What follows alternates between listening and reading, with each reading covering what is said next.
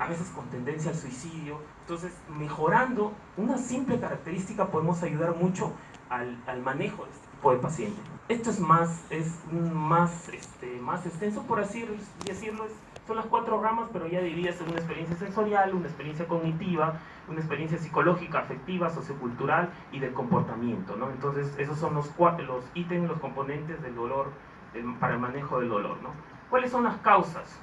Como ya lo habíamos mencionado, la invasión tumoral podría ser el responsable de un 70% del dolor, específicamente, por ejemplo, compresión medular, metástasis leptomeningias, plexopatía lumbosacra, ibraquial, neuralgias, craneales, intercostales. Lo otro es los síndromes paraneoplásicos. Los síndromes paraneoplásicos también causan dolor, que están vinculados en un 10%, expresados en neuropatías periféricas que puede tener el paciente. Y los otros son secundarios al tratamiento que nosotros damos. La quimioterapia causa neuropatía dolorosa periférica, medicamentos como vincristina, capecitabina, paclitaxel, son citostáticos que causan neuropatías. La radioterapia puede causar plexopatía, mielopatía, la propia cirugía en pacientes que son sometidos a amputación, dolor fantasma, dolor de muñón. Entonces, incluso las complicaciones, las infecciones por herpes zóster también pueden causar estos tipos de dolor expresado como una neuralgia posherpética, ¿no? La clasificación de acuerdo a la duración lo podemos dividir en crónico y agudo. Simplificadamente, el dolor crónico oncológico lo manejamos como mayor a 6 meses, dolor mal definido y que hasta cierto punto no se relaciona con un acontecimiento causante. Y el dolor agudo es de minutos, semanas, es un dolor bien definido y se relaciona con un acontecimiento causante en muchas oportunidades. Este dolor es el dolor episódico. Específicamente creo que esto es por lo que llegan los pacientes a la emergencia, por dolores episódicos. O sea, sobre la base de un dolor crónico hay exacerbaciones de dolor.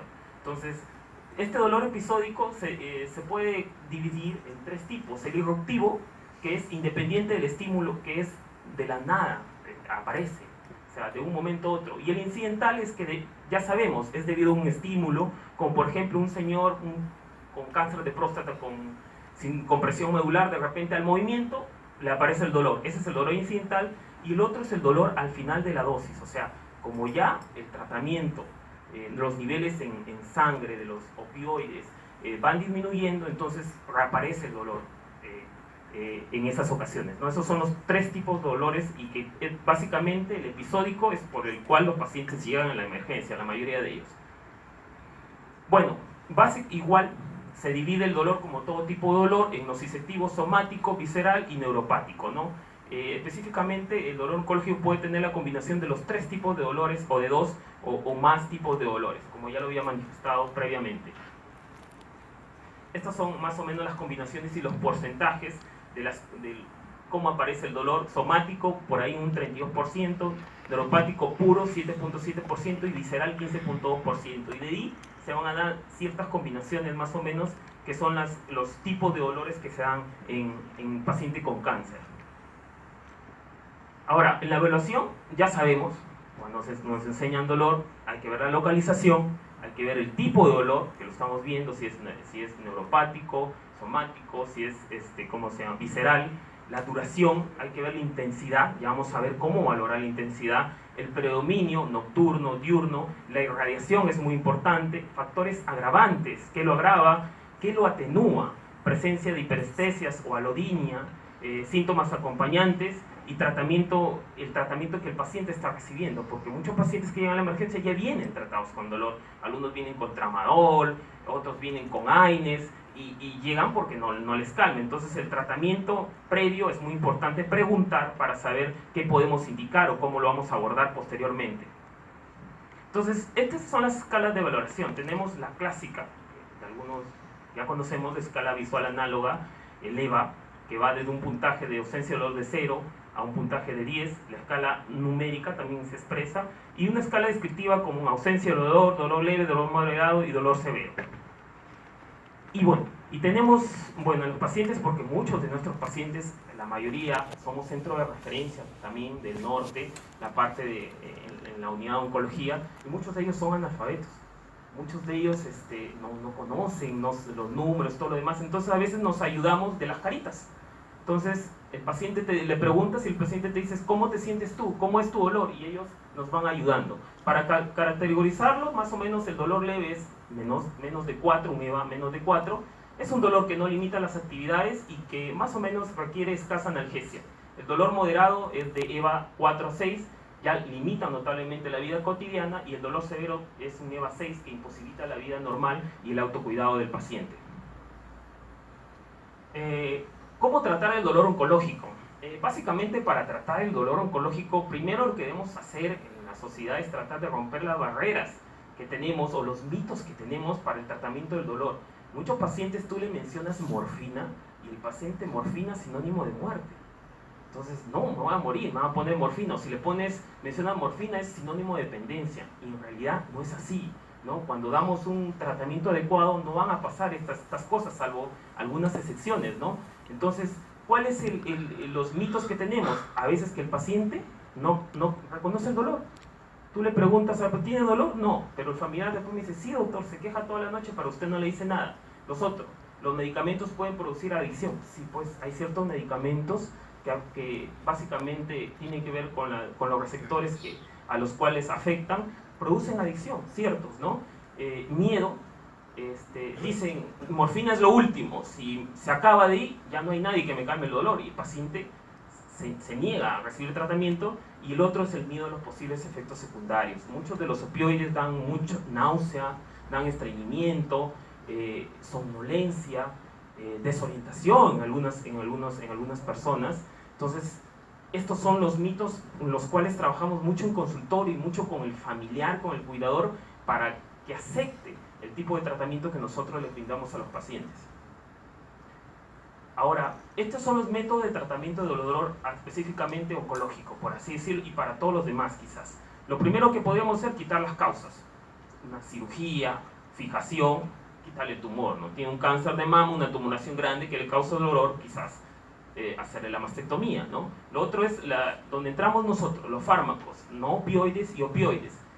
Después hacemos ya uso de métodos más invasivos, las anestesias regionales, los bloqueos nerviosos, epidurales, otros métodos físicos, la acupuntura. Ahora la acupuntura en cáncer se está estudiando bastante porque ayuda, y la fisioterapia y los métodos psicológicos, pues relajación, hipnosis y todo lo demás, porque muchas de las personas a veces tienen dolores psicógenos, ¿no? Psicológicos. Entonces, todo esto es el arsenal que nosotros tenemos para poder manejar este tipo de dolor.